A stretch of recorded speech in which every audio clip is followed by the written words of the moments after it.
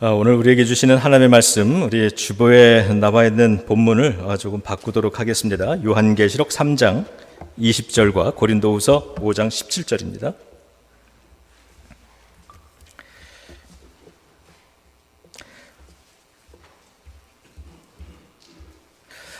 요한계시록 3장 20절의 말씀 제가 봉독해 드립니다.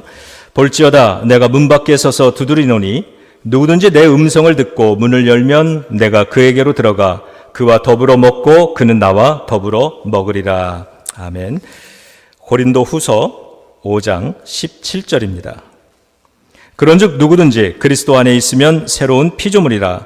이전 것은 지나갔으니 보라 새 것이 되었도다. 아멘. 하나님의 말씀입니다.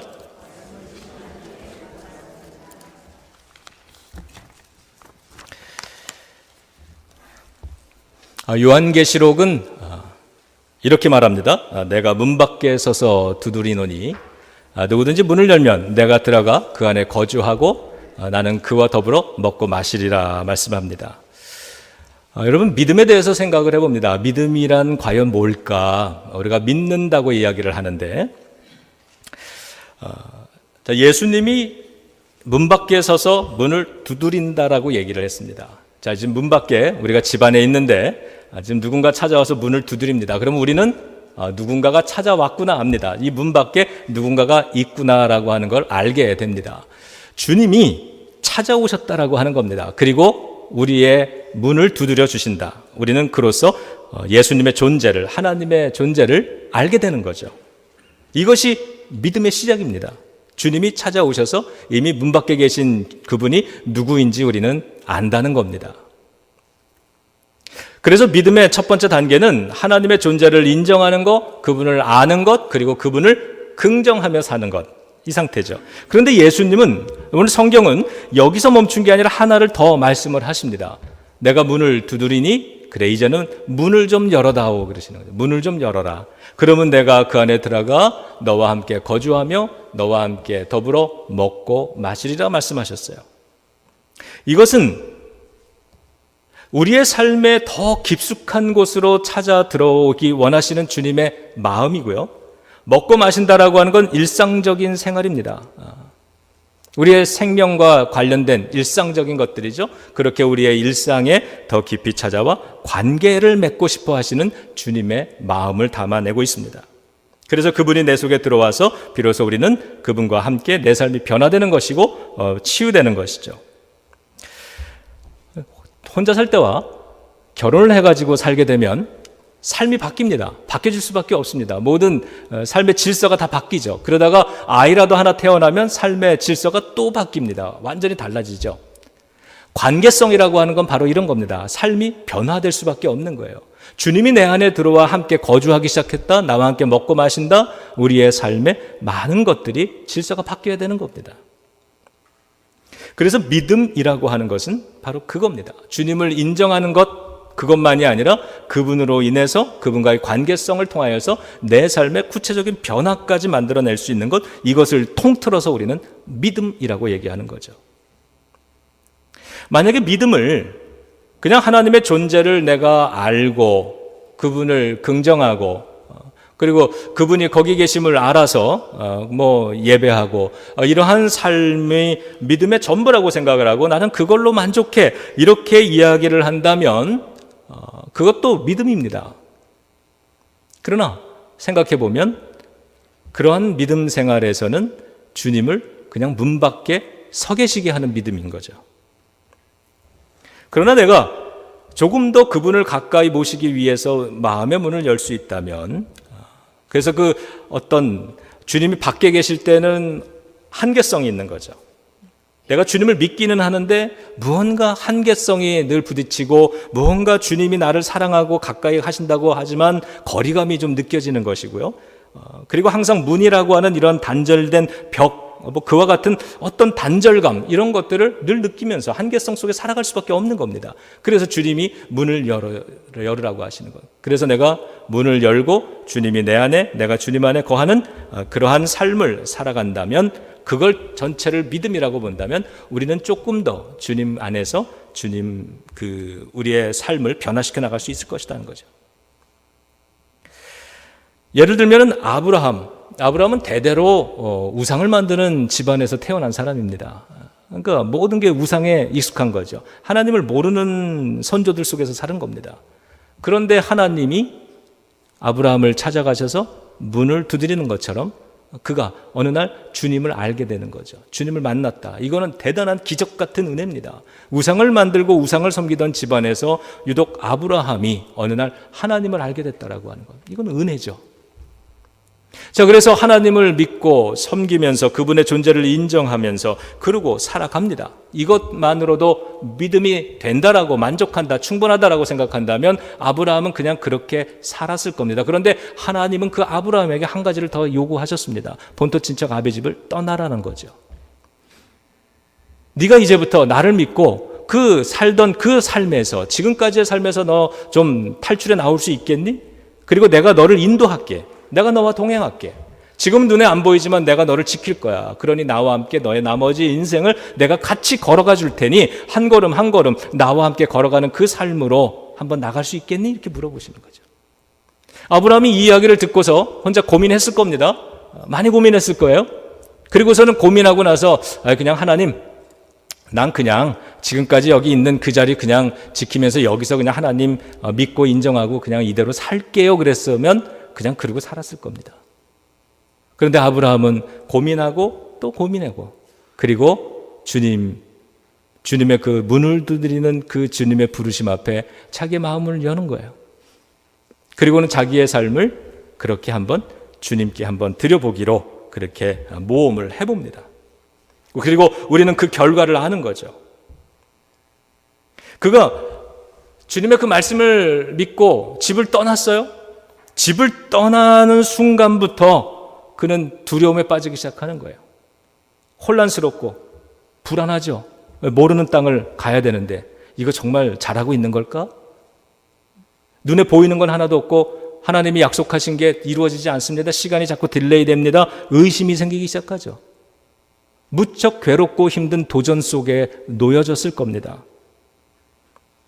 만약에 내가 떠나지 않았더라면, 고향 땅에 그냥 머물러 있었더라면 이런 시험도, 이런 불안도, 이러한 회의도 겪지 않아도 될 수 있었을 텐데. 그럼에도 불구하고 주님은 아브라함에게 그렇게 불러내셨고 그 두려움과 혼란스러움과 이러한 것들, 그 과정 속에서 아브라함은 내가 하나님 앞에서 내가 믿음 생활 잘하고 있다고 생각을 했는데 여전히 내 삶에 대한 나의 의지가 아직도 강한 것이고 하나님의 도움, 하나님의 손길을 내가 다 마주대하기는 아직도 부족했었구나라고 하는 걸 깨달아가죠. 그리고는 하나님께 전적으로 의지하는 그 방법을 배워갑니다. 결국에는 마지막에는 하나님이 그를 믿음의 조상이라고 이야기를 해주는 거죠. 그냥 집에 있었더라면, 그 믿음만으로도 괜찮다라고 했더라면 그는 하나님을 여전히 긍정하고 예배자로는 살 수 있었을지 모르지만 그의 삶에 하나님이 마련해 주신, 기대하셨던 그 보다 성숙되고 보다 새로운 어떤 삶의 역사, 아브라함이 그 믿음의 주인, 이 조상이 되는 그러한 삶은 가능하지 않았을 것이다. 믿음이란 뭐냐? 하나님을 인정하고 그 자리를 지키며 있는 것, 그것에서 머무는 게 아니라 인생을 그렇게 하나님과 함께 걸어가는 것이다.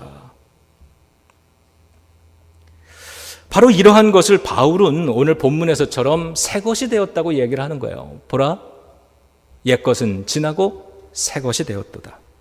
그런데 이 바울의 말을 이 구절을 읽을 때마다 참 영적인, 신앙적인 열등감이 생깁니다. 도대체 그게 뭘까? 새 것이 되었다라고 말을 하는데 옛 것은 다 지나갔다고 얘기하는데 아직도 내 안에는 옛 것이 남아있는 거 아닙니까? 무언가 아직도 변화가 덜 되고 있는 것 같고 여전히. 그래서 새 것이, 그 옛 것이 그대로 남아서 새 것이 되지 못하게 만드는 그러한 옛 것이 아직도 안에 있는 것 같은데 바울은 어떻게 해서 옛 것을 다 지나갔다고 말하고 완전히 새로운 것이 되었다고 말할 수 있었을까? 오늘 그러한 의미에서요, 이 주님이 우리의 마음을 지금도 두드리고 계시는데 마음을 연다는 게 뭘까? 그분이 내 삶 마음으로 들어와서 나와 함께 먹고 마신다라고 하는 것은 과연 무엇이고 그것은 경험해보지 못하면 모르잖아요. 근데 그것이 얼마나 좋은 것인가. 자, 이것을 한번 생각해 보면서 마음의 문을 연다. 마음의 문을 연다. 이것에 좀 집중하면서 이 설교를 계속 나누고자 합니다. 제가 책을 하나 소개해 드릴게요. 피터 스카지로라고 하는 분이 쓴 Emotionally Healthy Spirituality, 정서적으로 건강한 영성이라고 하는 책입니다. 이분이 목사님입니다. 이탈리아 이민자의 아들로 미국에 생활을 하게 된, 우리와 똑같은 이민자 가정이에요. 그리고 많은 것이 좀 비슷한 게, 이탈리아 사람들의 이 어떤 성품 이런 것들이 우리 한국 사람과 닮은 점이 많잖아요. 아버지가 좀 권위적이고 고집스럽고, 그리고 이 성격이 조금 이렇게 불같고, 이러한 가정 속에서 이 목사님이 자라고, 그러한 것을 이제 그 원가정이라 그러는데, 그러한 가정에서 겪었던, 경험했던 그러한 어떤 경험들이 기준이 되어서 자신의 삶 속에 그런 모습이 어른이 돼서도 남아있는 거죠. 이건 뭐 심리학에서 얘기하는 것들입니다. 그래서 그런 것이 내가 어른이 되었는데 이 목사님의 삶에 영향을 계속 미치는 거예요. 그리고 뉴욕에서 이 목회를 했는데 목회를 성공적으로 하셨던 분입니다. 그러다가 삶의 그 목회에 어려운 과정을 만나게 되고, 그 과정 속에서 그가 어떻게 하나님의 은혜를 만났는가를 기록한 그런 책이 바로 이 책입니다. 저는 이 책을 가지고 당분간 이 시리즈 설교를 하려고 합니다. 좋은 기회가 될 것이라 믿습니다. 여러분, 그 영혼의 어두운 밤에 대한 설교를 제가 나누었는데, 제가 삶 속에 만났던 그러한 기간들을 생각해 보면서 그 기간을 맞이했을 때 이런 마음을 가져봤습니다. 이 영혼의 어두운 밤을 잘 통과하고 싶다. 그냥 단순한 고통, 불행한 기억이 아니라, 무의미한 고통이 아니라, 이 시기를 하나님이 원하시는 그 일을 이루어드리는 어떤 과정으로 좀 써야 되겠다. 그런 소망을 가졌습니다. 그래서 이 지난 한 7, 8개월 동안 제가 일주일에 이렇게 되면 일주일에 한 2번을 좀 먼 곳까지 가서 계속 이것을 가지고 공부하고 배우고 함께 이야기 나누고 이러면서 이 과정을 통해서 하나님이 내 안에 만들어 가시는 그 놀라운 어떤 일들, 그 자유함과 치유와 회복과 이러한 역사들을 통해서 뭔가 처음에는 왜 이런 어려운 일이 있을까? 왜 우리의 삶 속엔 이런 일들이 끊이지 않을까? 이러한 궁금증을 가졌지만, 그러나 이제는 하나님이 이래서 이러한 일들을 이루셨구나, 참 감사하다, 참 좋다, 이런 마음을 가지고 제가 이것을 오랫동안 준비를 좀 했습니다. 여러분들하고 함께 어떻게 나눌 수 있을까? 그래서 여러분, 저를 믿고 빠지지 말고 포기하지 말고 이 기간을 한번 계속 잘 저와 함께 이 여정길을 한번 살펴나갔으면 좋겠고요. 이런 생각을 해봅니다. 여러분, 우리 삶에 고통이 들어오죠? 어떤 고통은 사람을 통해서 왔지만 그 길을 벗어나는 것은 하나님과 함께 하고 싶다, 이런 마음이 들지 않아요? 그 과정을 통해서 하나님은 성숙하게 시키고 치유하시고 자유롭게 하는 그런 새로운 참된 기쁨과 자유함을 허락해 주신다는 겁니다. 제가 이 책을 가지고요, 이 책을 텍스트북으로 하고 그 다음에 이 책만 가지고 이야기하면 세미나가 되니까 여기에 성경의 말씀들, 그리고 내 삶에 주님이 해주셨던 일들에 대한 나의 경험, 그리고 이런 것들을 통해서 우리 오늘의 상황, 오늘 우리가 살아가는 이 현실 속에 이것을 어떻게 우리가 찾아나가고 적용할 수 있는가, 이것을 이렇게 담아서요, 한 편 설교를 이 기간 동안에 만들어 나가려고 합니다. 그러나 너무 조급하게는 안 하려고 그래요. 저도 이 한 편의 설교로 여러분들의 삶을 변화시키겠다는 이러한 욕심 갖지 않고요. 여러분들도 오늘 설교 한 편 잘 들어가지고 삶의 어떤 변화와 축복을 만들어내고 싶다, 이러한 욕심을 우리가 좀 버렸으면 좋겠습니다. 어쩌면 한 걸음 한 걸음 가는 게 어려울 수도 있고 마음이 아플 수도 있고 어떤 때는 자유로울 수도 있을 겁니다.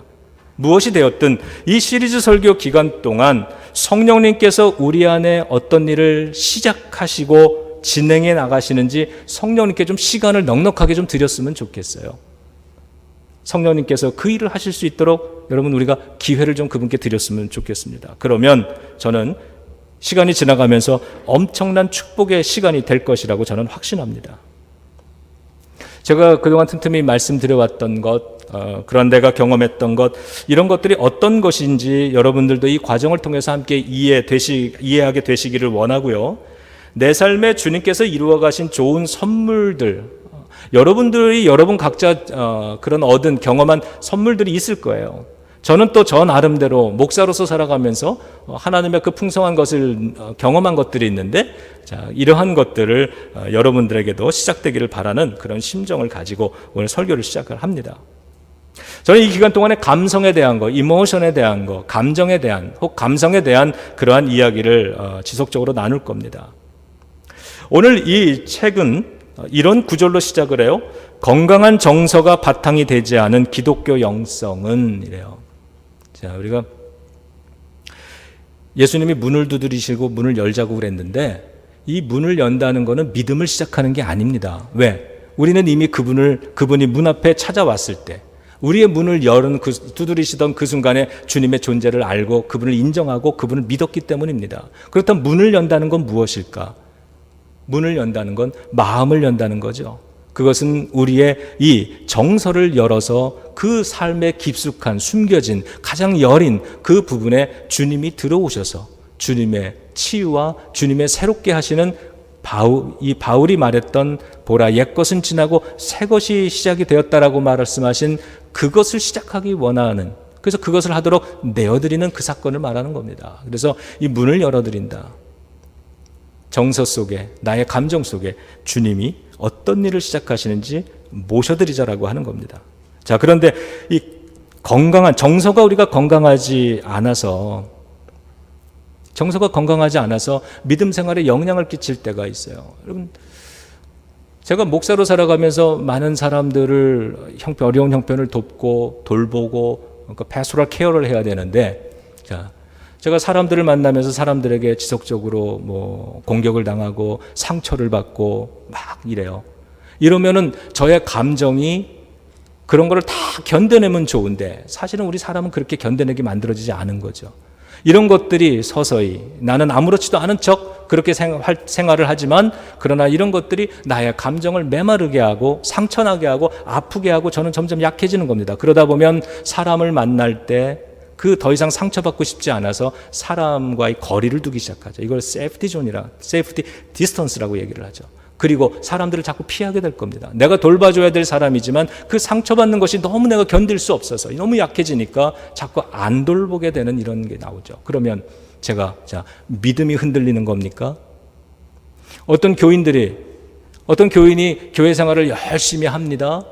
하다가 여러 가지 일 때문에, 사건 때문에, 사람들 때문에 지쳤습니다. 그래서 어느 날은 다 힘든 거예요. 사람들 만나기도 너무 힘들고, 그래서 이 교회를 좀 쉬고 싶은 마음이 들었어요. 이 사람에게 무슨 문제가 생겼나요? 믿음의 문제가 생길 걸까요? 그렇지 않습니다. 믿음이란 그런 게 아니죠. 하나님을 여전히 믿고, 하나님을 여전히 의지하고, 여전히 하나님을 열심히 예배하고 예물을 드리고 이러면서 살아갑니다. 그분은 믿음의 문제가 생긴 게 아니라 그분의 감정의 문제가 생긴 거예요. 그러니까 이렇게 감정의 문제가 생기면, 누구 때문에 힘들어지면 교회 나가서 사람 만나고 싶지 않고 예배드리고 싶지 않을 때, 이건 믿음이 아니라 그분의 감정의 문제가 생겨서 그렇게 되는 건데, 감정이 이걸 견딜 수 있는 건강함이 있으면 그러면 그런 것 좀 툴툴 털고 넘어가고 아무렇지도 않은 듯 그냥 생활하겠지만, 내 감정이 여리고 상처가 받아서 메말라 있을 때 그런 일을 한두 번을 겪으면, 그러면 그것이 나에게 견딜 수 없는 고통이 되는 거예요. 결국엔 영성이라고 하는 것, 기독교인으로서의 삶이라고 하는 것, 믿음 생활이라고 하는 건 믿음 하나만 가지고 되어지는 것이 아니라, 여기에 주님이 우리 안에 들어오셔서 우리와 함께 먹고 마시며 우리의 감정의 부분들을 주님이 다스려 주시고 함께 어루만져 주시는 그 건강함을 회복할 때에 우리의 믿음이 함께 가는다라고 하는 건데, 자, 이분이 이렇게 책을 시작해요. 건강한 정서가 바탕이 되지 않은 기독교 영성은 자기 자신 및 하나님, 그리고 주변 사람들과의 관계에 치명적일 수 있다. 나는 성인으로 거의 절반을 그렇게 살아왔기 때문에 이 말의 의미를 너무 잘 알고 있다. 이런 말로 시작을 합니다. 그 빙산 아시죠? 그 아이스버그. 사진 한번 좀 띄워주세요. 네. 저 빙산 여러분 다 아시지만 빙산의 저 위에 나와 있는 부분은 전체 빙산 크기의 10% 정도밖에 안 된다고 합니다. 10%인데 나머지 90% 진짜 큰 모습은 저 수면 아래 감추어져 있고 드러나지 않는 거죠. 그런데 우리들의 삶이 저렇다는 거예요. 겉으로 보여지는 10%의 부분은 극히 작은 것들입니다. 그런데 우리는 저 부분을 잘 하면서 사는 거예요. 내가 예배 생활도 잘하고 그냥 어려움이 있지만 그래도 뭐 가정생활, 직장생활 그냥 무난하게 잘 꾸려가는 겁니다. 겉으로 보여지는 건 문제가 전혀 없는 것 같아요. 그런데 실제로 문제가 일어나는 부분들은 저 위에 부분이 아니라 숨겨져 있는 90%야 저 부분이라는 거예요. 저 수면 아래의 부분이 정서적으로 건강한 크리스찬이 되어야 하는 겁니다.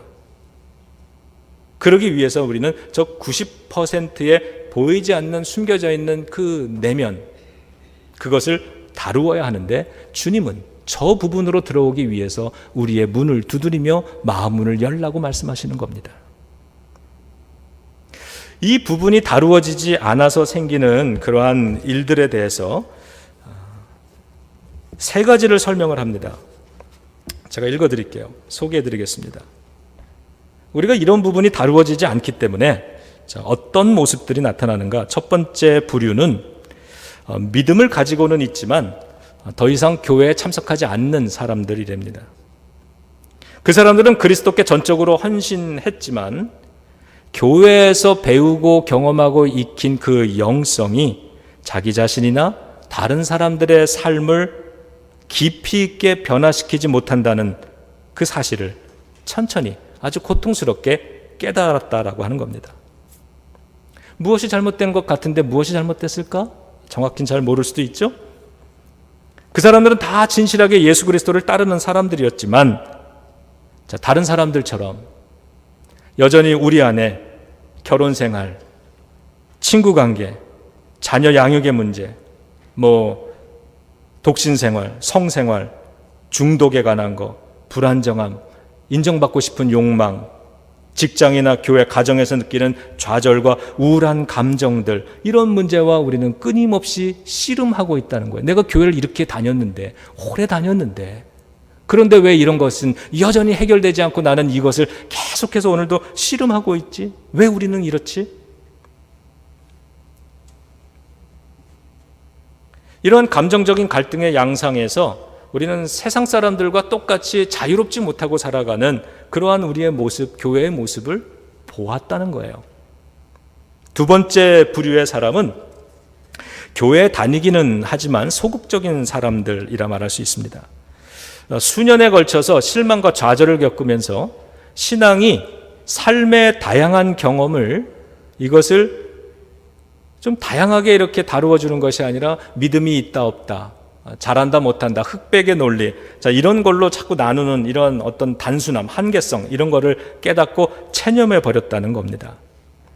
자녀들을 위해서 다른 대안이 없는 거예요. 아이들이 친구가 여기 교회를 다니고 계속 교회 학교를 다녀야 되니까 부모들은 이러한 실망과 좌절을 겪고 있지만 대안이 없어서 그냥 다니고 있는 거예요. 다니고. 근데 이런 사람들이 사실은 상당히 많은 거죠. 그러다가 그 자녀가 교회 학교를 졸업하게 되면 그냥 교회를 떠나게 되는 이런 경우들도 많이 있다는 겁니다. 무엇이 문제인지 꼭 집어서 말하지는 못하지만 뭔가가 옳지 않다는 것은 느끼고 있는 사람들. 뭔가가 빠져 있어. 내 신앙생활에, 교회 생활에 무언가 빠져 있어. 영혼 깊은 곳에 불안이 나를 계속해서 갉아먹고 있어. 그걸 알지만 어떻게 해결해야 될지를 모르고 살아가는 거죠. 마지막 세 번째 부류는 신앙을 아예 포기하는 사람입니다. 그래서 이런 무의미하고 정체되어 있는 이런 교회 생활, 이거 나 이제 지쳤어. 그리고 주변 그리스도인들에게도 아주 넌더리가 나. 정말 소위 하나님에 관한 지식도 풍부하고 교회 활동에도 열심이지만 여전히 화를 잘 내고 강압적이고 독선적이고 방어적이고 거만하고 교만하고 예수님을 사랑하기에는 너무 바쁘다고 그렇게 말하는 사람들. 자, 이런 세 부류의 모습들이 우리들의 모습이다. 근데 이런 게 왜 나타나느냐? 우리의 90%의 그 내면에, 그러니까 겉으로 보여지는 건 다 괜찮은 거예요. 우리가 주일날 이렇게 보는 삶은 그래도 다 잘 살고 있는 것 같아요. 그러나 과연 정말 그럴까? 나 자신도 그 위에 보여지는 그 10%가 그래도 내가 그럭저럭 잘 꾸려나가고 있기 때문에 나는 문제 없어, 나는 그래도 신앙생활 잘하고 있는 거야, 이렇게 스스로 생각하고 그 내면의 깊은 거를 문득문득 한계성을 느끼고 있고 문제점을 느끼지만 그것을 애써 부정하고 그것을 덮어놓으면서 그냥, 그리고 교회에서 무언가 다니면 이런 부분들이 저절로 다 해결이 되겠지, 이런 막연한 기대감을 가지고 가다가 자꾸 실망이 쌓이고 무언가 아닌 것 같아. 왜 하나님의 은혜는 내 속에 들어오질 않지? 왜 남들은 잘하는 것 같이 보이는데 왜 나는 안 될까? 이런 영적인 열등감에 빠지게 되는, 그러다 보니까 이거는 뭔가 교회에 문제가 있나? 이 사람들의 문제가 있나? 이러면서 두리번거리게 되는 이런 모습. 그런데요, 중요한 건 이 스카지로 목사님 뭐라고 그 밑에다 쓴 줄 아세요? 나도 그렇다. 나도 교회를 떠나고 싶었던 적이 있다. 이렇게 썼어요. 여러분, 목사인 우리들도요, 이 일이 성직이고 거룩하고 감사해야 되고 이런 것들은 알지만 정말 매일매일 감사하며 살고 있을까? 이 일이 마냥 즐겁기만 할까? 목사들은 교회를 떠나고 싶다는 생각을 안 해봤을까? 그랬을까요, 여러분?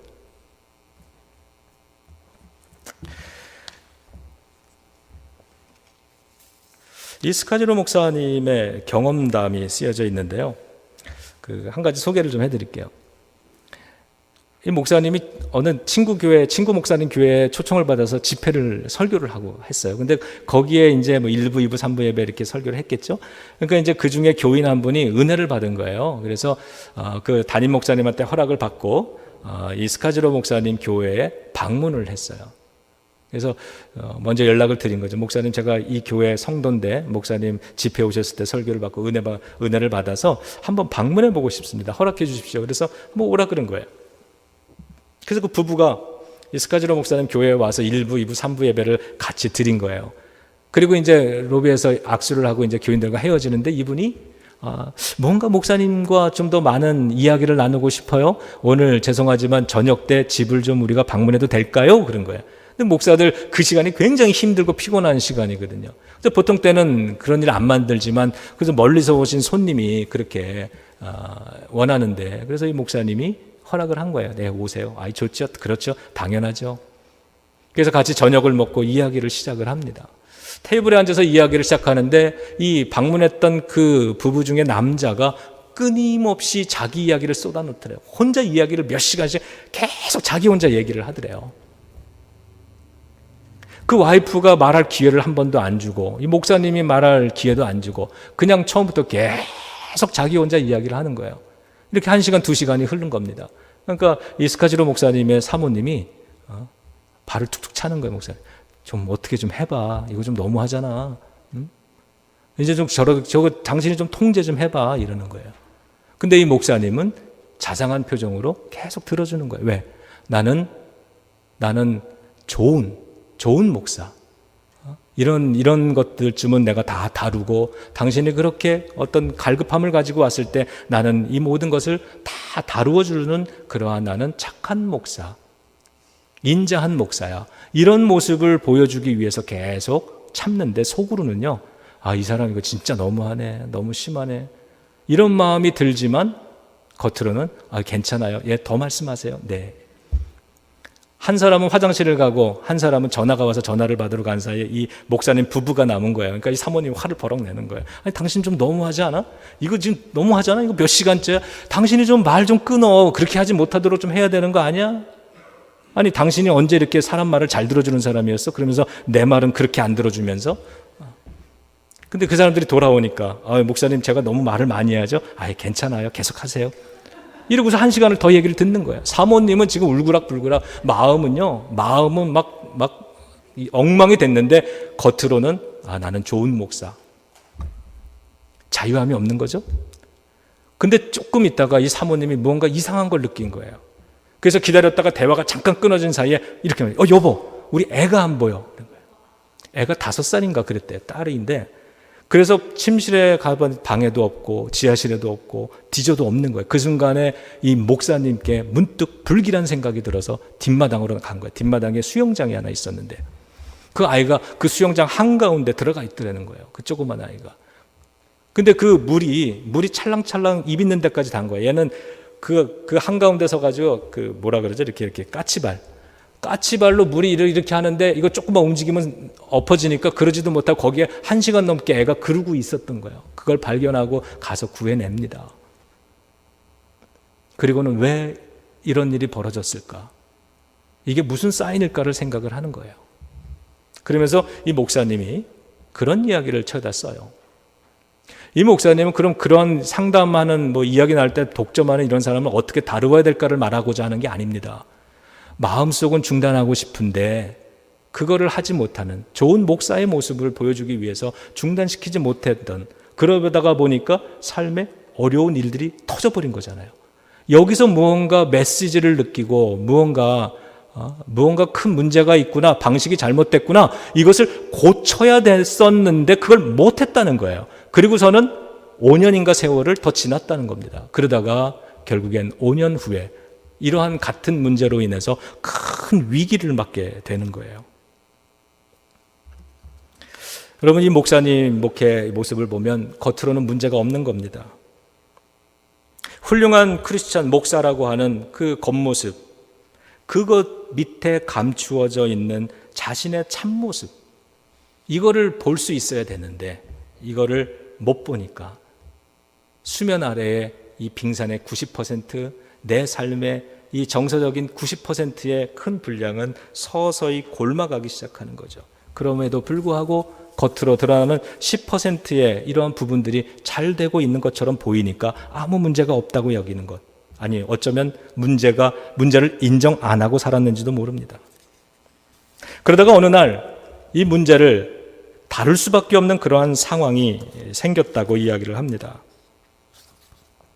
비로소 이 90%의 마음을 열고 인정하기 시작하는 사건이 있었는데, 첫 번째 3가지를 말해요. 성경이 우리에게 약속한 기쁨이나 만족. 여러분, 성경 말씀이 우리들에게 늘 얘기하는 그리스도를 통한 기쁨, 만족한 삶, 이런 거 우리가 다 알잖아요. 그런데 실제로는 이 목사님 자기는 그걸 경험하지 못하고 살았다는 거예요. 자신은 행복하지 않았고 깊은 좌절감을 느꼈고 일에 지쳐 있었고 이러한 인생을 어디서부터 손봐야 되는지를 전혀 몰랐다 그래요. 주님은 마태복음 11장에서 내 멍에는 쉽고 내 짐은 가볍다라고 말씀하시면서 우리를 자유롭고 풍성한 삶으로 초청했는데 자신은 전혀 그러지 못했다는 겁니다. 현실은 달랐다는 거예요. 수년 동안에 열심히 사역에만 매달렸던 탓에 거의 탈진 상태에 있었고, 제발 좀 쉬었으면 좋겠다. 이 목회 현장을 좀 떠나서 좀 얼마 동안 좀 쉬었으면 좋겠다. 이런 생각에 많이 하면서 살았대요. 둘째는 분노와 원망으로 우울한 삶을 살고 있는 자신을 본 겁니다. 5년 동안에 참 교회를 성장시키기 위해서 많은 일을 열심히 했던 모양이에요. 그래서 그 회중 속에 그 스페니시 회중 그 사역을 시작을 한 거예요. 그래서 이 남미 이민자들이나 이런 사람들을 위한 사역을 교회 안에서 시작을 한 거예요. 그리고 그 일을 위해서 라티노 부목사님을 채용을 한 겁니다. 같이 열심히 일을 해서 몇 년 만에 250명의 회중을 만들었대요. 그런데 어느 날 이 젊은 부목사님이 200명의 교인을 데리고 그냥 나가버렸다는 거예요. 그때의 좌절감, 실망감, 배신감 이런 것 때문에 너무너무 괴로웠다는 거예요. 이렇게 말합니다. 정말로 그 부목사가 미웠다. 그를 용서하려고 노력했지만 미움은 좀처럼 가시지 않았다. 주일에는 사랑과 용서를 전하고 월요일 아침 혼자 있을 때는 저주를 퍼붓는 이중생활을 하다 보니 정신적 압박감은 더욱더 심해졌다. 나의 믿음과 실제 삶에는 간극이 있었는데 이게 시간이 지나갈수록 더욱더 뚜렷해지고 넓어졌다. 세 번째는 아내를 통해서 자신의 밑바닥이 다 드러났다고 합니다. 이 아내의 이름이, 사모님 이름이 제리인데 아이가 넷이었어요. 아이 넷을 돌보느라 지쳤고 남편은 여전히 계속 바쁘고 그래서 외로웠대요. 결혼 생활에서 아내의 좌절감이 깊어지고 드디어 어느 날 남편과 자꾸 정면으로 부딪히기 시작하는 거죠. 그러다가 보면 일부 예배 때 우리 와이프는 이거 공감하더라고요. 와이프가 어려운 이야기를 하면은 목사님은 말빨로 그걸 다 설득하고 그거를 이렇게 눌러버리고 이러면서 위기를 모면해 왔다는 겁니다. 결국 이제는 어떤 변명이나 다짐이나 회피도 전혀 통하지 않는 지경에 이르렀는데 아내는 이제 더 이상 잃을 게 없는 극한 상황까지 간 거예요. 견디다 어느 날 이 목사님이 침대에서 책을 읽고 있는데 찾아와서 나지막히 이렇게 얘기하더래요. 나 이제 너랑 못 살아. 나랑 헤어져. 그리고 이번 주일부터 난 네가 목회하는 교회 안 나갈 거야. 이렇게 선포를 했대요. 이 목사님이 그 얘기를 듣는 순간에 너무 자기 감정이 수치심이었대요. 그래가지고 아내의 목을 졸라버리고 싶었던 그런 충동을 느꼈답니다. 그러니까 얼마나 힘들었겠어요. 이렇게 해서 이 세 가지 사건을 통해서 자기가 밑바닥을 경험하면서 그때부터 영혼의 어두운 밤인 거죠. 이 아이스버그의 90% 주님이 내 삶의 문을, 마음의 문을 두드리고 있었을 때 내가 열어드려야 됐는데 그러지 못했던 그것을 비로소 이런 사건을 통해서 이젠 더 이상 물러날 수 없는 막판에 다다랐을 때 바닥의 맨 밑바닥 가장 고통스러운 그 바닥에 던져졌을 때 그는 이제는 주님께 매달릴 수밖에 없는 이런 상황 속에서 그래요 주님 나를 봅니다. 나를 인정합니다. 자기를 열어놓기 시작했다는 거예요. 그리고 나중에 이 시기를 다 지나고 나서 이 목사님이 이때를 되돌아보면서 이렇게 쓰네요. 결혼 생활 통틀어서 아내가 나에게 베푼 가장 큰 사랑은 바로 그 순간이었다 이렇게 이야기를 합니다. 감정적으로 미성숙한 그러한 상태였던 자기 자신을 이젠 대면하기 시작했다는 거죠. 차마 대면하지 못했던 수면 아래 잠긴 나의 빙산을 들여다보기 시작했다. 고통에는 새로운 진리의 마음을 열고 그 길을 걷게 하는 놀라운 힘이 있다. 그러면 고통이라고 하는 것은 평소에 열지 못하던 우리의 그 기도가 열리는 그리고 하나님을 의지하는 그 믿음이 열리는 그렇게 만드는 힘이 있죠. 평상시에 우리가 평안할 땐 잘 못하는 겁니다. 그러나 극한 상황에 내몰리면 우리는 하나님을 찾아 부르짖는 것이 터지고 나의 부족함을 인정하고 매달리기 시작하는 그리고 내 삶을 다 하나님께 맡겨드리는 이러한 일이 고통의 맨 바닥에 떨어졌을 때 가능해지는 것을 봅니다. 저 역시 그렇고요.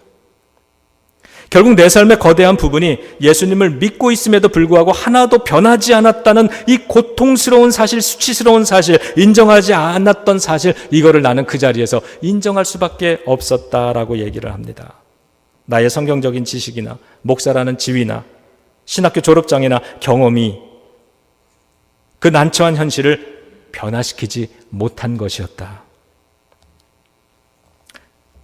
지금까지의 그 삶을 되돌아보니까 자기는 열심히 일하고 교회를 급성장 부흥시키고 그리고 여전히 바쁘고 그렇게 열심히 일을 하는 착한 목사, 좋은 목사, 인자한 목사로 계속 자기 그렇게 생활을 해왔지만 사실 지금까지 정서적으로 건강하지 못한 영성을 그러한 교회를 키우는 그러한 목회를 해왔던 것이라를 깨달았다는 거죠. 예수님 말합니다. 내가 문 밖에 서서 두드리니 누구든지 문을 열면 내가 들어가 그와 함께 거하고 그와 함께 먹고 마시리라 말씀합니다. 바울은 이러한 경험을 통해서 옛것은 지나고 보라 새 것이 되었다 이렇게 고백을 합니다. 우리는 모르는 그 새 것이 무엇일까?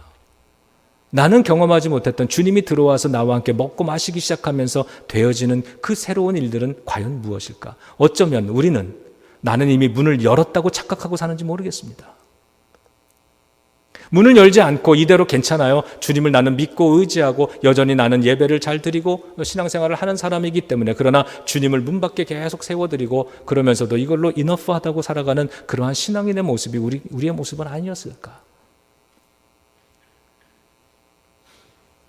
우리 마음을 열기 원합니다. 감성을 여는 겁니다. 그래서 나의 이 감성이 숨겨져 있는 이 문, 내 마음의 문을 열어서 주님이 그 안에 들어와 그것을 다루기 시작하고 그것을 만지기 시작하고 그렇게 주님이 내 안에 만들어 가시고자 하는 변화의 새로운 일들에 나를 내어 맡기는 그러한 시작이 될 수만 있다면 그 결과는 놀라운 하나님의 자유함의 역사, 평화의 역사, 기쁨의 역사, 감사의 역사가 우리를 기다리리라고 믿습니다. 마지막으로 빌립보서 얘기 하나 하고 마칠게요. 우리가 수요일마다 빌립보서를 공부하고 있는데 여러분, 바울과 실라가 복음을 전하는 목회 일을 하다가 그러다가 감옥에 갇혔어요. 목회를 하다가 감옥에 갇힌 겁니다. 어려움을 당하는 거죠. 핍박을 받고 공격을 받고 갇히고 매여 있고 때리고 이러한 처지에 놓여 있는 이 바울의 감성은 어땠을까요? 바울의 감정은 내가 목회를 하는데 내가 왜 이런 대접을 받지? 내가 왜 오늘 감옥에 갇혀 있지? 이러한 바울의 감성이, 어려운 감성이 바울을 다 집어삼킬 수 있는 겁니다. 바울은 이 상황이 쉽지 않았던 거예요. 그래서 그는 그 순간을 이렇게 기록하잖아요. 내가 그 상황 속에서 나는 기도할 수밖에 없었고 목소리 높여 찬송 부를 수밖에 없었다 얘기하잖아요. 견딜 수 없는 겁니다. 그런데 그때에 하나님이 그를 어떻게 끄집어내세요? 그 상황 속에서 감옥에 땅을 흔들어 놓으셨다라고 하는 겁니다. 흔들리기 시작하는 거예요. 여러분, 땅은요 우리의 기반입니다. 땅은 흔들리면 안 되는 거예요. 흔들렸을 때 모든 사람이 겁에 질렸다 그런 거예요. 제가 바울이었으면 난 이랬을 것 같아요. 아니, 내가 목회를 하다가 내가 복음을 전하다가 내가 이 억울한 일을 당하고 이렇게 감옥에 갇혀서 어떻게 하나님 모든 게 잘 돼야지 내가 왜 이래야 됩니까? 너무 어렵고 마음이 힘들어서 감정적으로 메마르기 시작해서 이 상황 속에서 벗어나기 위해서 기도하고 찬양으로 겨우겨우 이겨내는데 이제는 막 흔들리네요. 하나님 정말 이룩입니까? 내 인생이 이렇게 흔들려야 됩니까? 지금도 견디기 힘들어 죽겠는데 통째로 기반 자체를, 내 인생의 기반 자체를 다 이렇게 흔들어서 다 허물어 버리십니까? 그럴 수 있잖아요. 그런데 성경이 보여주는 건 그 인생의 밑바닥, 가장 밑바닥, 우리의 인생 전체가 믿었던 것들이 다 흔들려 버리는, 그래서 내 믿음도 흔들리는 것 같은, 인생이 전부가 다 흔들리는 이 위태한 순간에 어떤 일이 이루어졌느냐? 하나님은 옥문의 문을 열으셨다는 거예요. 저는 그거를 상상해 봅니다. 뭐 오늘날 같은 이런 옥문은 아니겠지만, 자, 굳게 닫혀있던 철문, 감옥의 문이 바닥이 흔들리는, 우리는 이게 고난의 저점이라고 생각을 하는데 불행이고 감당할 수 없는 고통의 밑바닥이라고 생각하는 이 불행, 모든 내 삶의 송두리째 흔들리는 이러한 상황이 벌어지니까 옥문이 삐그덕거리면서 옥문이 찌그러져 버리고 열려버리더라. 옥문이 열리는 거예요. 자유함을 얻게 되는 거예요. 손에 차였던 착고가, 쇠사슬이 다 풀려지는 그러한 경험을 하게 되는 것. 그런 것이구나. 오늘 이 스카지로 목사님의 삶 속에 지금 감옥에 갇히는 것만이 아니라 기반 자체가 다 흔들려 버리는 그러한 고통의 최저점에 떨어진 겁니다. 그런데 하나님은 그것을 통해서 이 목사님을 회복시키기 시작하는 거죠. 이게 하나님의 방법인 거예요. 저의 삶에, 여러분의 삶에 우리가 만나고 있는 그러한 주님의 손길을 한번 생각해 보는 겁니다. 그 이후에 바울이 어떻게 쓰임받습니까? 그 옥문을 걸어 나옵니다.